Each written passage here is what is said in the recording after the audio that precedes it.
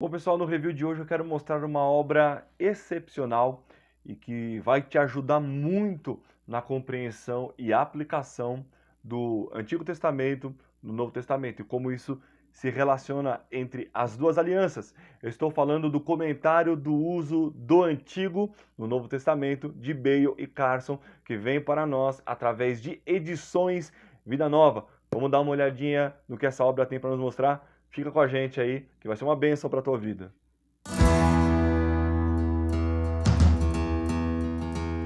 Bom, pessoal, esse é o comentário do uso do Antigo no Novo Testamento, que tem como organizadores o Bale e Carson, né? Dois teólogos aí renomados, com obras já consagradas, né? Dois grandes homens de Deus que têm produzido muito na edificação teológica e espiritual da igreja. Vamos dar uma olhadinha aqui no que essa obra tem, olha só, de largura tem 16,5 praticamente aqui de largura, né?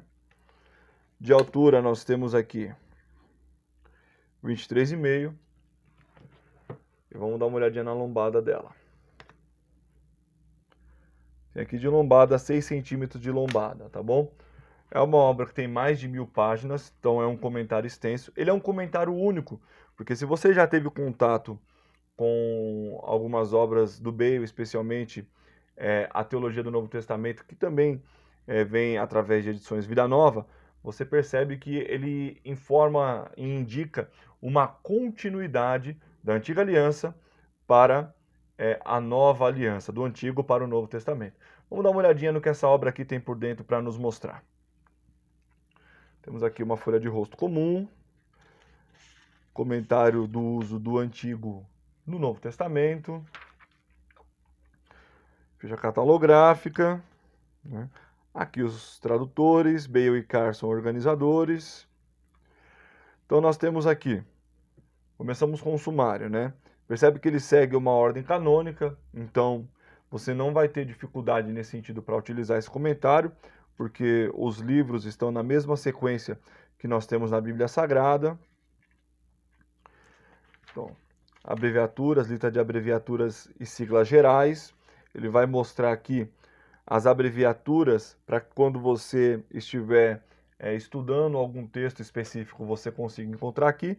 Se você tiver alguma dificuldade, à medida que você estiver estudando, tiver alguma sigla que você não reconhece, você consegue voltar nesse índice aqui e ver do que se trata, qual é a fonte que eles estão tratando. Percebe que ele tem fontes aqui dos apócrifos da Septuaginta, os manuscritos do Mar Morto. Esse aqui, ó, se você não tem familiaridade, CDA, CDB, um QAP, Gen, AR, né? Você tem aqui um QH, um QISA, um QM. Esses são os corpos dos manuscritos do Mar Morto, né? Então, você tem aqui, por exemplo, aqui em cima o texto massorético. Então, você tem toda essa informação para te ajudar. Olha só. Isso aqui é tudo sobre manuscritos do Mar Morto, essa parte, né? Então, você tem bastante informação, material do Targum aramaico, né? Outras obras rabínicas que eles fundamentaram na interpretação do Novo Testamento, pseudepígrafes do Antigo Testamento, né? Olha só a quantidade de referências que são citadas nessa obra, tá bom? Obras modernas, né? Olha só a quantidade de material que vai compor essa obra, tá bom, gente? Então, olha só, aí você tem aqui também a lista de colaboradores, né? Você percebe que, olha só, você tem aqui na lista de colaboradores Kostenberger, Brian Rosner, Craig Bloomberg, que é incrível também, o Dave Carson, né, que é um dos organizadores, o David Paul, Eric Schnabel, Frank Tillman, que tem uma teologia bíblica do Novo Testamento também, da Shed Publicações, que é incrível, George Gutcher, o Bale, o Howard Marshall, que é fenomenal também. Então, olha só, gente, é gente de peso que trabalhou nessa obra. Então, é material para te ajudar na preparação de sermão, no estudo, preparação de aula na escola dominical. Olha só, prefácio. Quando os organizadores dessa obra deram início ao projeto, ninguém imaginava que levariam quase 10 anos para concluí-lo. Expectativas irrealistas, enfermidades de colaboradores e familiares, mudanças e atividades paralelas, tudo conspirou para o atraso da obra. Por isso, somos profundamente gratos pela paciência dos colaboradores que conseguiram cumprir os prazos, alguns dos quais atualizaram seus textos posteriormente, e pela editora Baker Academic, cuja equipe editorial incentivou e até persuadiu os organizadores e colaboradores, mas sem nunca ser impertinente. Assim, somos os primeiros a reconhecer o privilégio de haver trabalhado nesse projeto, com a ajuda de outros cristãos. Dedicamo-nos de forma profunda e demorada ao estudo de como a Bíblia mantém sua coerência, como os textos posteriores fazem uso de textos mais antigos e, principalmente, como os documentos do Novo Testamento citam o Antigo Testamento ou aludem a ele. Dedicamos uma parcela considerável de nossa vida acadêmica a essas questões. Portanto, trabalhar com uma equipe de especialistas que manejam de modo sistemático as evidências, além de ler e interagir com o que escreveram, preparando tudo para ser impresso, fez com que nos sentíssemos enriquecidos e gratos. Olha só, essa é a escrita aqui, essas são as palavras do Bale e também do Carson. Temos aqui uma introdução, vamos dar uma olhadinha na introdução. Talvez seja mais indicado dizer que este livro não é para que assim seja possível esclarecer o que realmente é e como deve ser usado. Em parte alguma, este livro trata dos debates atuais sobre o uso do AT no NT. As muitas disciplinas que auxiliam nesse intento não foram aqui examinadas a fundo. Por exemplo, não comparamos de modo sistemático métodos exegéticos que não sejam judaicos cristãos com os métodos encontrados no Novo Testamento. Não examinamos o debate travado ainda hoje entre os defensores da ideia de que os autores do NT respeitavam a íntegra do contexto das passagens do AT, por eles citadas, ou às quais fazem alusões. B. Os proponentes da teoria de que autores do NT tiravam passagens do AT do contexto para provar conclusões inerentes às convicções dos cristãos do NT, mas não as escrituras anteriores citadas por eles. Também não resumimos os complexos avanços no campo da tipologia desde Leonhard Goppelt, desde que Leonhard Goppelt escreveu Tipos em 1939. Poderíamos, sem dificuldade, aumentar a lista de temas importantes que não foram sistematicamente tratados neste livro, tá bom? Então ele já começa dizendo aqui qual é o intuito dessa obra. Vamos dar uma olhadinha aqui. Você vai encontrar em todos os livros uma introdução, algumas introduções um pouco mais extensas, outras um pouco mais curtas. Quem comenta o Evangelho segundo Mateus é Craig Blomberg. Então você vê uma introdução aqui. Vamos dar uma olhadinha. Mateus capítulo 1, versículo 1 até o 17. Já no primeiro versículo do Evangelho de Mateus, o leitor fica com a impressão de que o AT desempenhará um papel de grande importância no texto. O livro da genealogia de Jesus Cristo, filho de Davi, filho de Abraão, a expressão Biblos Genésios, pode ecoar o nome grego do primeiro livro da Bíblia, Gênesis, ou ser traduzida por genealogia, servindo de introdução a do capítulo 1, versículo 2 até o 17, e refletindo a prática comum das Escrituras de fazer o uso do registro dos ancestrais para apresentar a linhagem de alguém, na Septuaginta, né? Mais provável ainda é que a palavra possa ser traduzida por origens, numa referência a todo o trecho compreendido nos capítulos 1 e 2, como introdução. Dizer que Jesus é o Cristo é uma forma de identificá-lo como o Messias dos judeus, o tão esperado Salvador de Israel. Até o nome Jesus é uma forma helenizada do hebraico Josué, remetendo ao sucessor de Moisés e libertador do povo de Deus. Sendo descendente de Davi, Jesus surge como rei israelita. Tá bom? Então você já começa aqui com um comentário falando especificamente aí dessas relações. Olha só. Mateus capítulo 1, versículo 18 ao 25. A seção de Mateus capítulo 1, 18 até o capítulo 2, versículo 23, contém a narrativa de Mateus a respeito da primeira infância de Cristo, amparada por 5 textos do Antigo Testamento. A escolha das informações nesse trecho é inteiramente ditada por essas citações. Neste primeiro parágrafo, isso se estende até mesmo às palavras do capítulo 1, versículo 18, achou-se grávida, e eis que, na Almeida Revista Corrigido, e no capítulo 1, versículo 21, ela dará à luz a um filho. Todas extraídas da citação de Isaías, capítulo 7, versículo 14, feita em capítulo 1, versículo 23.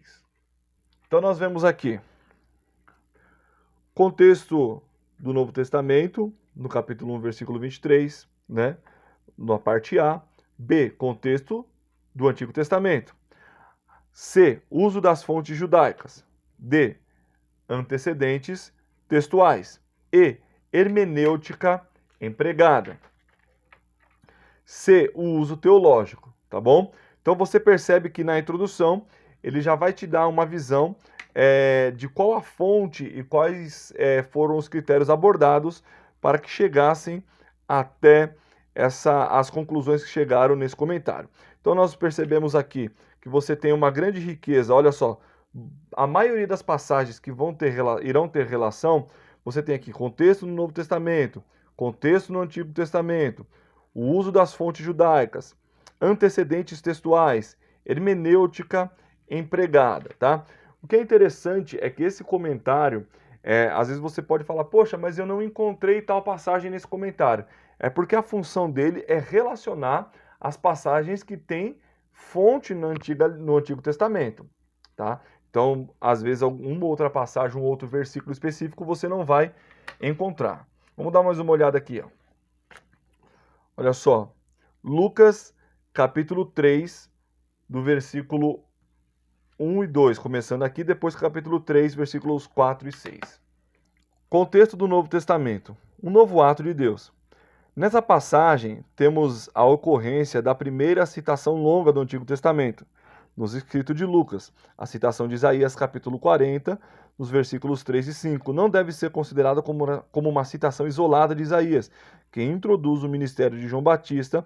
Antes, é uma citação significativa para apresentar o alicerce do restante da narrativa de Lucas. Olha só, Isaías 40, versículos 3 ao 5 no contexto. A extensão da citação isaiânica indica a importância de seu contexto mais amplo para a narrativa de Lucas. Isaías 40, do versículo 1 ao 11, funciona como um prólogo de Isaías 40 até o 55. E Isaías 55, do versículo 1 ao 13, confere unidade aos diferentes temas abordados nos capítulos intermediários. Embora Isaías 40 até o 55 tenha sido muitas vezes visto como um texto que contrasta fortemente com o tom pessimista, Isaías capítulo 1 até 39, devemos entendê-lo como um anúncio do cumprimento cabal da mensagem salvífica subentendida anteriormente. Aí, olha que interessante aqui. Olha que interessante aqui. Isaías 40, versículo 3 ao 5 no judaísmo. Essa seção dentro do prólogo tem uma longa história nas tradições exegéticas judaicas, né? Foi inserido em 45 para definir ainda mais claramente o que todos juntos seriam capazes de ver. Isso pode ser servido para esclarecer o texto como um ícone que simbolizava a salvação vindoura de Deus. No Antigo Testamento, Malaquias, capítulo 3, versículo 1, fornece uma interpretação de Isaías, capítulo 40 e versículo 3. No contexto explicitamente escatológico, Em vez do tom de júbilo de Isaías capítulo 40 e versículo 3, o elemento de juízo é a ênfase da passagem de Malaquias, que se afasta de uma referência ao retorno físico dos exilados da Babilônia, tá? E aí você vai ver, olha só, questões textuais, o uso de Isaías 40 em Lucas capítulo 3, nos versículos 4 e 6. Então nós conseguimos observar o seguinte, ele vai te dar toda a introdução das questões textuais, exegéticas e as ligações, e aí depois ele vai te dar aqui o uso dessa passagem, e aí você vê aqui também, ó, o uso teológico, tá bom? Onde ele vai falar aqui, ó, da perspectiva da história da salvação, essa citação vincula o ministério de Jesus com as promessas proféticas de Israel no passado e o ministério apostólico. Então, aqui você tem, especialmente, vamos dar uma olhadinha para a gente recapitular. Quando você pega um texto, contexto no Novo Testamento, o novo ato de Deus. Isaías 40, versículo 3 e 5, no contexto. Isaías, capítulo 40, 3 e 5, no judaísmo. Questões textuais, o uso de Isaías em Lucas e também o uso teológico. Então é bem completo nesse sentido quando você pegar uma passagem para estudar. Vamos dar uma olhadinha no outro trecho aqui.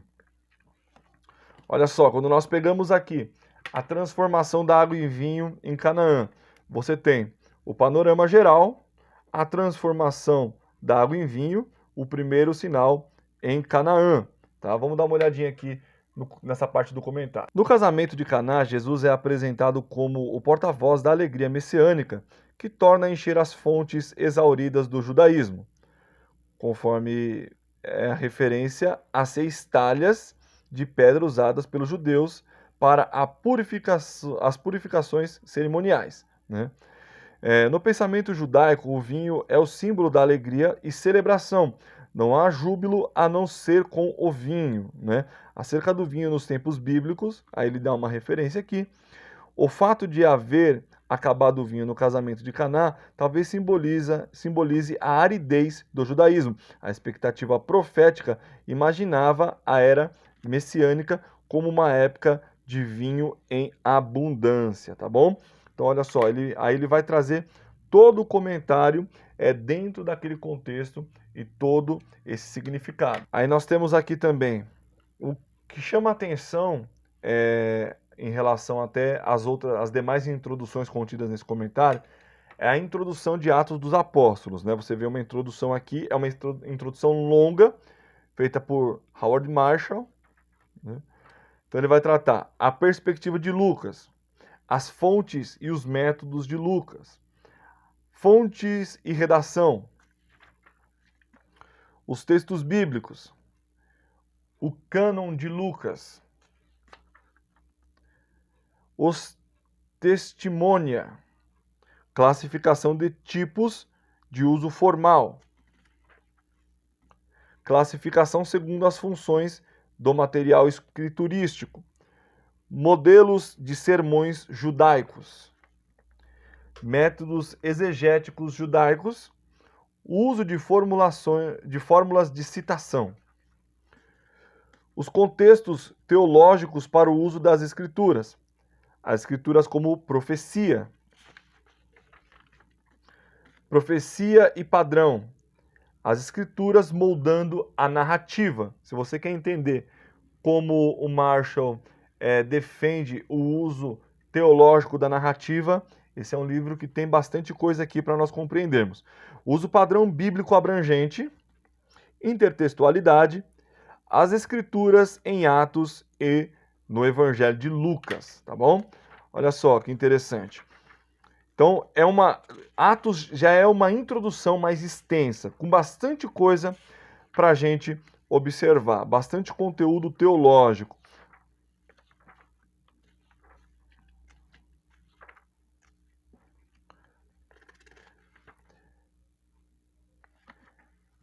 Aqui que é interessante em Atos, quando a gente observa o sermão de Estevão, tá?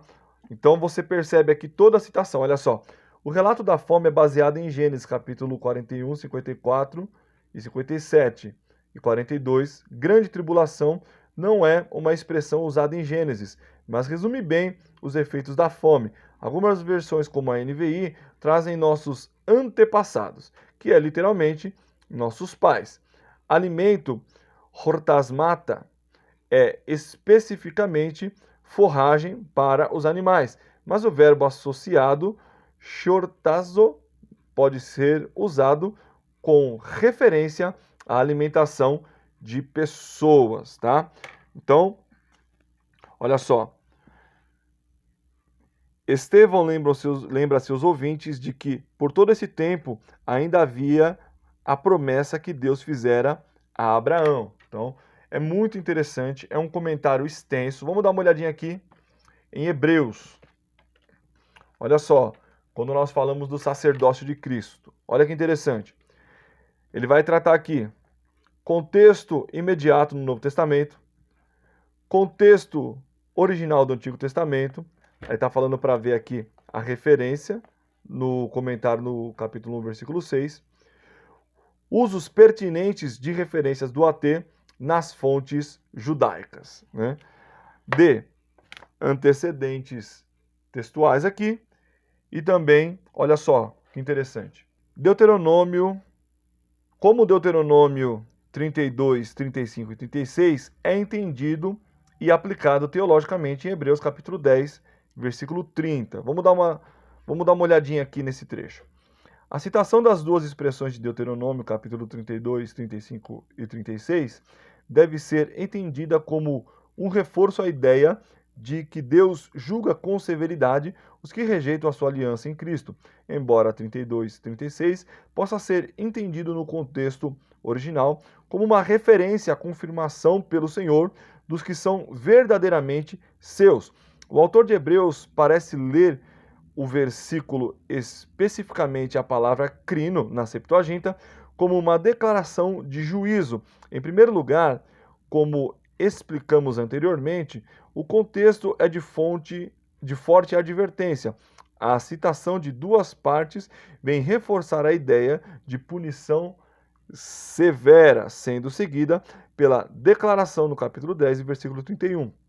Coisa terrível é cair nas mãos do Deus vivo. Então nós percebemos que este comentário faz a ligação entre os dois testamentos para te ajudar quando nós olhamos especificamente naqueles textos em que a Bíblia diz, porque assim está escrito, ou o profeta disse isso. Então esse comentário vai te ajudar na ligação e no sentido dessas passagens, tá bom? Espero que vocês tenham gostado dessa obra. Tá? Se você deseja adquirir essa obra, nós temos também ela lá no site da Livraria Cultura Bíblica, com um valor ótimo, extremamente acessível. Você pode adquirir essa obra lá também. Bom, pessoal, espero que vocês tenham gostado dessa obra. Se você curtiu esse vídeo, se inscreve aqui no canal se você ainda não é inscrito. Também compartilha nas suas redes sociais, enviando para os seus amigos, que eu tenho certeza que assim como abençoa a tua vida, irá abençoar a vida de outras pessoas. Tá bom, pessoal? Muito obrigado aí e até a próxima, querendo Deus.